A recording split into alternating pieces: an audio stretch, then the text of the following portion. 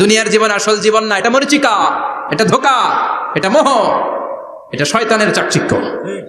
আসল জীবন কবরের জীবন, আসল জীবন সামনে পড়ে আছে, জন্য বরকতে বিশ্বাস করি আমরা, ঠিক কিনা? ল্যান্ড ক্রুজার দাপিয়ে বেড়ায়, বড় বড় টাওয়ারের মালিক, অনেক সম্পদের মালিক, এটা দেখেই মনে করবেন না অনেক সুখে আছে, ঘরে যেয়ে দেখেন কোনো সুখ নাই, ঠিক কিনা? সাধারণত টাকা যার বেশি দুঃখ তার বেশি, টাকা যার কম সুখ তার বেশি। সুবহানাল্লাহ পড়ে।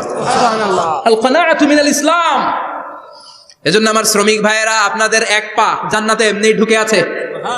নামাজ পড়বেন, মা বাবার খেদমত করবেন, ইসলামের নিয়মগুলো মানবেন, দ্বিতীয় পাটাও জান্নাতে ঢুকায় দিবে কে? আর যারা কোটি কোটি টাকার পাহাড় বানিয়েছে, ওদের হিসাবের ফিরিস্তি অনেক বড়।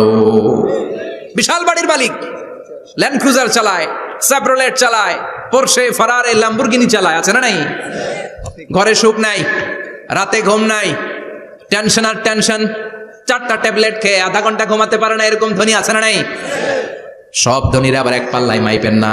মাথার ঘাম পায়ে ফেলে যেই ধনী ব্যবসায়ীরা বড় লোক হয়েছে, ওদের ঘরে ঠিকই শান্তি আছে। তার মানে টাকা যার বেশি, ওষুধ তার বেশি, কিচ্ছু খেতে পারে না।